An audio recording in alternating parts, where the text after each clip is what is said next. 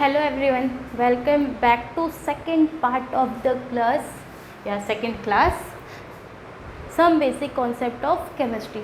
आज का टॉपिक जो है वो बहुत छोटा सा है, तो may be 10 minute around 10 minute में टॉपिक ख़त्म और ये क्लास भी ख़त्म। ठीक है, तो एक्चुअली में टॉपिक के जो पॉइंट्स या जो रूल्स है वो मैंने लिख लिए। ये सारे रूल्स आप लोग कहीं ना कहीं जानते हैं, बस एक छोटा सा रिवीजन क्योंकि टॉपिक है तो मैं इसीलिए बता दे रही हूँ, वरना ये बताने वाली बात नहीं है, ये तो 8th 9th में ही आपको बता दिया जाता है। ठीक है, तो जो टॉपिक है इस टॉपिक को हम बोलते हैं सिग्निफिकेंट फिगर। सिग्निफिकेंस मीन्स क्या होता है? तो सिग्निफिकेंस मतलब जिसकी कोई वैल्यू हो, तो जो सिग्निफिकेंट जिसकी कोई वैल्यू हो, ठीक है, तो उसको हम बोलते हैं सिग्निफिकेंट। तो हम क्या पढ़ेंगे? सिग्निफिकेंट फिगर्स पढ़ेंगे। तो रूल्स जो हैं वो हम फटाफट रिवाइज करेंगे, 2 मिनट में टॉपिक ख़त्म, 4-5 एग्जाम्पल, टॉपिक ख़त्म। तो पहला रूल है all non zero digits are significant. जैसे मैंने ये लिखा 1 5 6, कितने सिग्निफिकेंट फिगर? 3, 1 2 3, तीनों सिग्निफिकेंट, तीनों की कोई वैल्यू है ना। ऐसा तो नहीं है ना कि 1 5 6 की कोई वैल्यू ही नहीं है, 1 की भी है, 5 की भी है, 6 की भी है। तो कितने सिग्निफिकेंट फिगर हो गए? 3 हो गए। जैसे मैंने लिखा 1 4 3 2 1 2 4 9। अब सिग्निफिकेंट फिगर मतलब ऐसी डिजिट या ऐसे फिगर्स जिसकी वैल्यू हो। 1 की वैल्यू है ऑफकोर्स है, 4 की ऑफकोर्स है, 3 की है, 2 की है, 1 की है, 4 की है, 9 की है। 1 2 3 4 5 6 एंड 7। तो सिग्निफिकेंट फिगर कितने हो गए? 7 हो गए।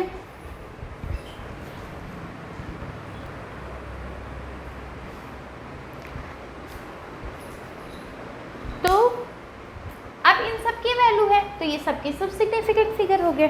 ठीक है, अब अगली बात करते हैं। A zero become significant figure if it appears between 2 non zero digit. जैसे मैंने लिखा 101 का चढ़ा हुआ देते ना, तो 101 लिखा। अब क्या इस जीरो की वैल्यू है कि नहीं है? अगर इस जीरो की वैल्यू नहीं है तो क्या 11 और 101 में कोई अंतर नहीं है ना? ऑफकोर्स। तो जब हम 2 नॉन ज़ीरो डिजिट होती है, अब ये किसी को ना हो कि नॉन ज़ीरो डिजिट ना पता हो, तो आप लोगों को पता ही होगी। तो ये जो है ये भी सिग्निफिकेंट, ये भी सिग्निफिकेंट, ये भी सिग्निफिकेंट, तो टोटल सिग्निफिकेंट फिगर इज 3। जैसे मैंने लिखा 4 5, सॉरी मैं 4 बोल के 1 लिख दे रही हूँ, 1 4 0 3 2 0 4। तो सिग्निफिकेंट फिगर क्या इस ज़ीरो की वैल्यू है? तो बेसिकली सिग्निफिकेंट में जो भी कन्फ्यूज़न है वो हमारा ज़ीरो को लेके ही है। ठीक है, तो आप थोड़ा सा लॉजिक लगाओ, अगर इस ज़ीरो को वैल्यू नहीं होती तो नंबर ही बदल जाता, तो इनकी वैल्यू है। तो जब 2 नॉन ज़ीरो डिजिट हो उनके बीच में आने वाला ज़ीरो इज सिग्निफिकेंट। तो 1 2 3 4 5 6 एंड 7 कितने सिग्निफिकेंट फिगर हो गए? 7 सिग्निफिकेंट फिगर हो गए। ठीक है, अगला है the zero place to the left of the number are never significant. Okay, और इसके बाद the zero place to the right of the number of the decimal are significant. इसको थोड़ा सा समझो, ये थोड़े कंफ्यूजिंग कर देता है कभी कभी, तो इसीलिए आप ध्यान रखो। Right is always right, decimal है उसके बाद ज़ीरो है तो सिग्निफिकेंट है, लेकिन लेफ्ट में ज़ीरो है तो वो सिग्निफिकेंट नहीं है, चाहे वो डेसिमल हो चाहे ना हो। जैसे मैंने यहाँ पर लिखा 045, ये कितने रुपए हो गए? अभी भी तो 45 रुपीज़ ही है ना। तो जो लेफ़्ट साइड होता है, नंबर्स की लेफ़्ट साइड वाला ज़ीरो होता है, उसकी कोई वैल्यू नहीं होती। तो सिग्निफिकेंट फिगर कितने हो गए? 2 हो गए। अब मैं यहाँ पर अगर लिख दूँ 0.39, तो क्या इस ज़ीरो की कोई वैल्यू है? तो नहीं है, लेफ़्ट साइड है तो वैल्यू नहीं है। तो ये कितना हो गया? इसका भी सिग्निफिकेंट फिगर 2 हो गया। यहाँ मैंने एक नंबर लिखा 0.002, सिग्निफिकेंट फिगर इज़ 1। ठीक है, तो सिग्निफिकेंट फिगर्स जो है आप कैसे देखेंगे? लेफ्ट साइड वाले ज़ीरोस को। लेकिन अगर यहीं ये लिखा होता 45.0 और इसमें कोई मुझे पूछता कितना सिग्निफिकेंट फिगर है, तो ये जो डेसिमल है ना इस ज़ीरो की वैल्यू लगा देता है। ठीक है, तो इसमें सिग्निफिकेंट फिगर कितना है? 3 है। ओके, अभी आपको लगेगा अभी भी तो ये तो 45 रुपीज़ है ना, लेकिन नहीं, बात 45 रुपीज़ की नहीं है, बात एक किसकी है? डेसिमल की है। ठीक है, तो डेसिमल के बाद अगर कोई ज़ीरो आ रहा है लेफ्ट साइड में तो वो क्या हो जाता है? सिग्निफिकेंट। आपको जो भी वैल्यू दिखी है आप सिग्निफिकेंट इसको बोल। कितना हो गया? 4 हो गया। अब यही मैं ये लिख दूँ 4300, तो अब क्या ये सिग्निफिकेंट है? वैल्यू तो है लेकिन ये सिग्निफिकेंट हो भी सकता है और नहीं भी हो सकता है, ठीक है। जैसे 4, इसको हम क्या लिख सकते हैं? 4.3 मल्टीप्लाई बाय 10⁻3, ऐसे लिख सकते हैं। और ये जो 10 होती है ना, इसको सिग्निफिकेंट में काउंट ही नहीं करते। सिग्निफिकेंट फिगर कितना हो गया? 2। तो अगर ये ऐसे लिखा है तो सिग्निफिकेंट फिगर 2 है, लेकिन इसी को ऐसे लिख दिया 4.30 मल्टीप्लाई बाय 10⁻3। वैल्यू तो नहीं बदली, लेकिन क्या है ये देखो, ये 0 किसके बाद है? डेसिमल के बाद। तो ये कितना हो गया? Significant figure is 3। होप्स आप लोगों को रूल क्लियर हुआ कि सभी नॉन ज़ीरो सिग्निफिकेंट होते हैं। अगर दो नॉन ज़ीरो के बीच में एक ज़ीरो हो तो भी सिग्निफिकेंट होता है। लेफ्ट साइड है डेसिमल की तो कुछ नहीं, डेसिमल हो चाहे ना हो, लेफ्ट साइड है तो वैल्यू नहीं। राइट हैंड की वैल्यू राइट साइड डेसिमल के बाद है तो सिग्निफिकेंट, और राइट साइड विदाउट डेसिमल है तो it may be looks on, sorry it may be depends on looks, ठीक है। मतलब अगर अच्छा दिख रहा है तो ज़्यादा सिग्निफिकेंट फिगर, बुरा दिख रहा है तो कम। मतलब आप लोग मेरी बात तो समझ ही रहे हैं ना। तो ये हो गया सिग्निफिकेंट फिगर। आई नो ये बहुत छोटा सा टॉपिक है और आप लोगों को पता है, तो हम थोड़े से क्वेश्चंस लिखेंगे because question is the key of success. तो हम थोड़े से क्वेश्चंस लिखेंगे। हालांकि क्वेश्चंस जो होते हैं वो आपकी प्रिपरेशन में बहुत इंपॉर्टेंट होते हैं। मुझे पता है कि सिग्निफिकेंट फिगर से क्वेश्चन कहीं नहीं पूछने वाला है, लेकिन सिग्निफिकेंट फिगर्स का काम लगने वाला है बहुत सारे क्वेश्चंस में, ठीक है। और दूसरी बात, जब आप प्रिपरेशन करना स्टार्ट करते हो किसी भी चीज़ की, या आप 11th-12th में हो, तो मुझे लगता है बेसिकली बायो को छोड़ दो तो फिज़िक्स, केमिस्ट्री, मैथ तो है ही न्यूमेरिकल से ही बेस्ड। तो आप लोगों को न्यूमेरिकल बहुत स्ट्रॉन्ग होना चाहिए। मतलब आपको जितना अच्छा कैलकुलेशन आ रहा है आपके लिए उतना टाइम मैनेजमेंट हो जाएगा, एज वेल एज आपको उतना ही ज़्यादा वो स्कोरिंग हो जाएगा। देखो बेसिकली क्या होता है कि कोई ऐसा इंसान जिसको कैलकुलेशन वीक हो, उसका आप 5 मिनट ज़्यादा लग रहा है, आप उस क्वेश्चन को 1 मिनट में कर ले रहे हो, तो कैलकुलेशन तो आपकी 11th-12th में अच्छी होनी ही चाहिए। अब ये नहीं आप कह सकते हो कि हम तो बायो ग्रुप हैं, बायो ग्रुप है तो हमको कैलकुलेशन से क्या लेना देना, ये सब बकवास है। आप चाहे बायो ग्रुप के हो चाहे मैथ ग्रुप के हो, फिज़िक्स तो पढ़ ही रहे हो तो आपको कैलकुलेशन अच्छी करनी है। अगर नहीं आ रहा तो अभी ट्राई करो। और मैं कहती हूँ अगर आपको 12 का टेबल नहीं आता तो आप लिख के करो, प्रैक्टिस करो, इतनी अच्छी प्रैक्टिस करो कि आपके क्वेश्चंस का मतलब आपको फॉर्मूला क्लियर हो गया, वैल्यूज़ क्लियर हो गई, पुट करो वैल्यू एंड फटाक से कैलकुलेशन, आपके टाइम बचेगा, टाइम मैनेजमेंट। अच्छा, बोर्ड में क्या होता है, 2 टाइप के क्वेश्चन आते हैं ज़्यादातर फिजिक्स के लिए। ऑप्शन में और करके एक तो बड़ा सा डेफिनेशन लिखो, एक्सप्लेन करो, देन एक न्यूमेरिकल। आप उस जो बड़ी सी डेफिनेशन है, ठीक है, जैसे मान लो पीएनपी जंक्शन पूछ लिया, आप उसको एक्सप्लेन करो, कितना टाइम वेस्ट होगा। और अगर वो 4 नंबर का क्वेश्चन है तो आपको कभी भी 4 नंबर उस पर नहीं मिलेगा। लेकिन उसके और में जो न्यूमेरिकल है उसको आपने कर लिया, लिखने में भी कम, और वो अगर करेक्ट हुआ तो आपको 4 के 4 नंबर मिल जाएंगे, उसमें नंबर भी नहीं कटेंगे।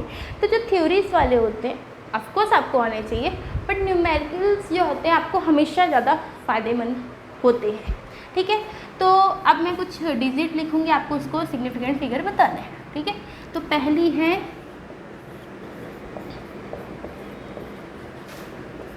साथ में करते चलिए, ऑफकोर्स क्योंकि ऑनलाइन क्लास है और ये रिकॉर्डेड वीडियो है तो मैं आपको आंसर भी अभी बता दूंगी, बट अब मैं जैसे जैसे लिख रही हूँ 2 मिनट का टाइम देती हूँ, आप लोग करते रहिए।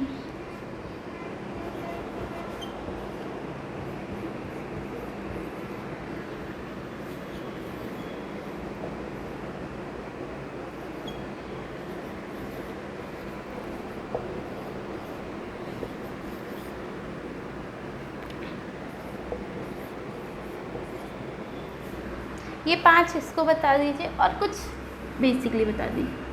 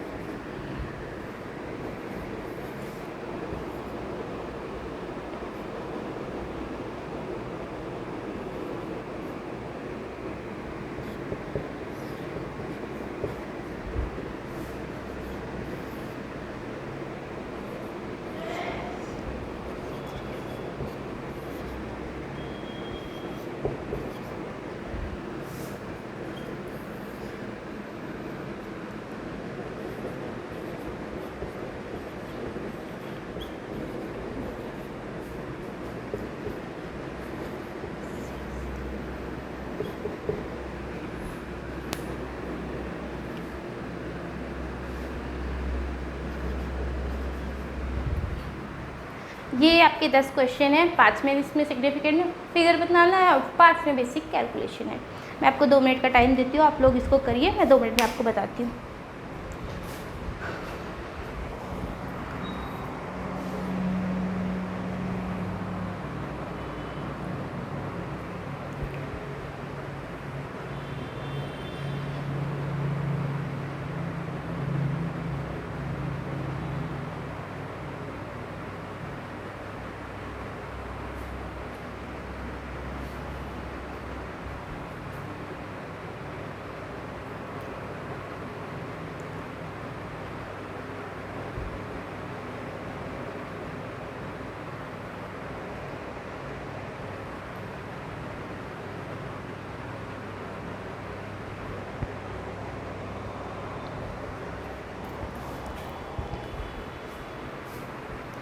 ओके, तो होप सो आप लोगों ने कर लिया हो। तो 10 टू द पावर कुछ भी हो, इसकी कोई सिग्निफिकेंट में वैल्यू नहीं होती। वैसे वैल्यू है बट सिग्निफिकेंट में नहीं है। कितने सिग्निफिकेंट फिगर? 1 2 3। इसकी कोई वैल्यू नहीं, तो 1 2 3 4। 4 क्यों? क्योंकि पॉइंट के बाद वाला 0 इज़ काउंटेबल। 1 2 3 1 2, पॉइंट के बाद वाले 0 इज़ काउंटेबल। 4, पॉइंट के पहले वाले 0 इज़ नॉट काउंटेबल। 2। ठीक है, अब इसको करना है, आपको क्या करना है, डेसिमल के नीचे डेसिमल रखना है, डेसिमल के बाद 8, कुछ आगे लगाना हो तो लगा दीजिए, नहीं तो ठीक है। अब इसको ऐड कर लो, 9 4 8 12, 1 कैरी, 3 1 4 1 5.224।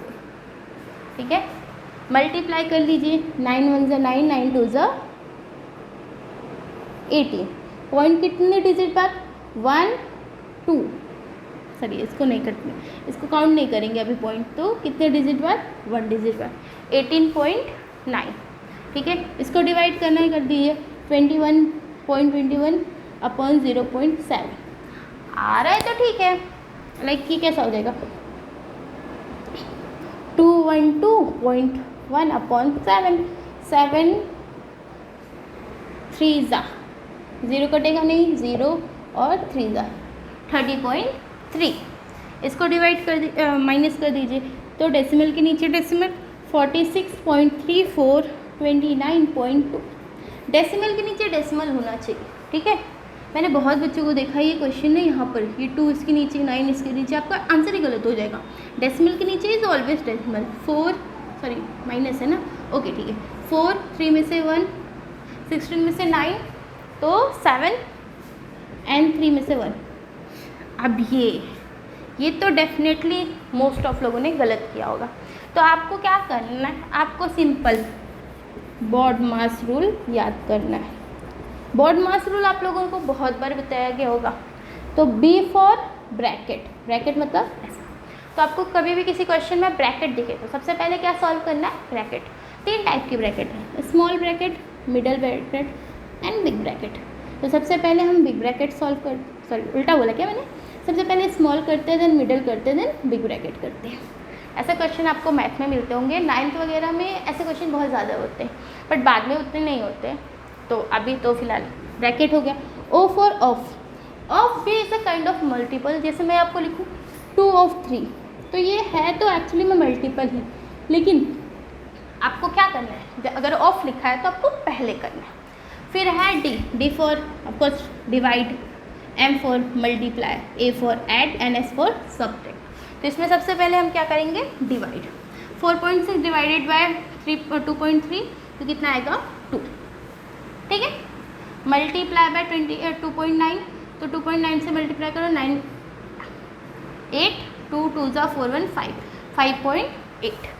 अब 5.8 माइनस 3.8 प्लस 4.2, तो 4.2 को ऐड करो 3.8 में, तो 8 2 10 4 5 6 7 8 8.0, 5 माइनस 8 2 और यहाँ पर 7 2 2.2, तो आंसर आ गया आपका 2.2।